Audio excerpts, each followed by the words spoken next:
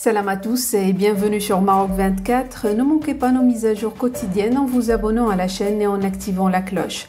Aujourd'hui, le lundi 3 juillet 2023, on va parler du pari algérien du président français Emmanuel Macron qui, selon Xavier Driancourt, ancien ambassadeur français en Algérie, s'avère être un échec retentissant.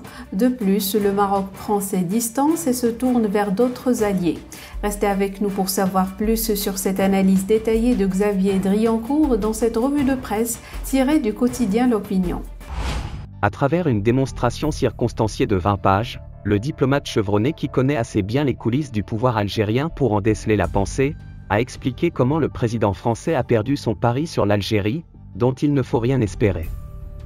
En gros, Xavier Driancourt voit dans les multiples reports de la visite du président Tebboune à Paris et son rapprochement ostensible avec Moscou, des signes qui montrent que le régime algérien n'est pas aussi déterminé que la France à poursuivre le rapprochement initié par Macron depuis 2017.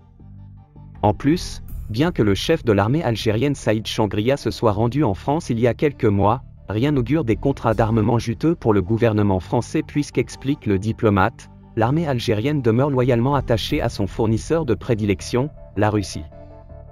Si le diplomate se montre pessimiste quant au succès du pari d'Emmanuel Macron, il reste plus préoccupé par les conséquences de cela sur les relations avec le Maroc qui n'ont eu de cesse de se dégrader. Il ne fait plus de doute qu'une sérieuse crise silencieuse sépare Paris et Rabat qui pratiquement ne se parlent plus actuellement. Xavier Driancourt y voit une conséquence dommageable du choix délibéré de Macron en faveur d'Alger. Il a contribué à brouiller la France avec le Maroc, alors que jusqu'à présent elle avait réussi à maintenir un équilibre entre les deux capitales maghrébines, a-t-il écrit, rappelant que la France a besoin d'une relation apaisée avec le Maroc. Croire que le pari algérien nous dispensera de rapports amicaux et substantiels avec Rabat est une erreur. Les dossiers politiques, sécuritaires, économiques, migratoires sur lesquels la France doit travailler avec le Maroc ne manquent pas, a poursuivi le diplomate français, intimement convaincu que l'exclusivité du choix en faveur d'Alger a éloigné la France du Maroc. Ceci fait craindre que le royaume aille à la recherche d'autres partenaires tels que les États-Unis, l'Espagne, Israël et la Chine au détriment du partenaire français dans les années à venir.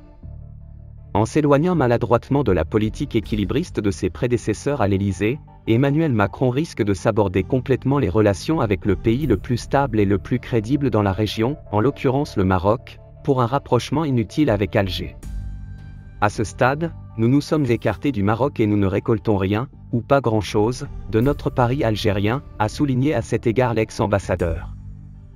En effet, le président Macron serait lui-même responsable de l'état de dégradation des relations franco-marocaines, à en croire l'écrivain Tahar Benjeloun, qui dans une interview accordée à la chaîne I24, a confié que le président français se serait comporté maladroitement avec le souverain lors d'un appel téléphonique.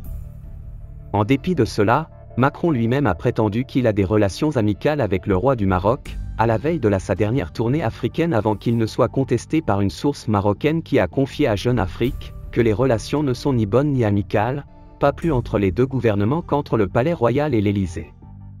Un démenti d'autant plus fort qu'il a éveillé chez plusieurs personnalités françaises la conscience que la crise est sérieuse entre Paris et Rabat.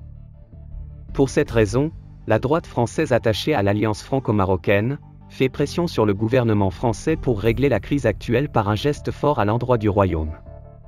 Un geste qui ne peut qu'être la reconnaissance de la marocanité du Sahara, comme l'a fait savoir le patron des Républicains, Éric Ciotti, qui s'est rendu au Maroc en mai dernier. Pour rester informé, je vous invite à regarder les vidéos Maroc 24 qui s'affichent sur votre écran.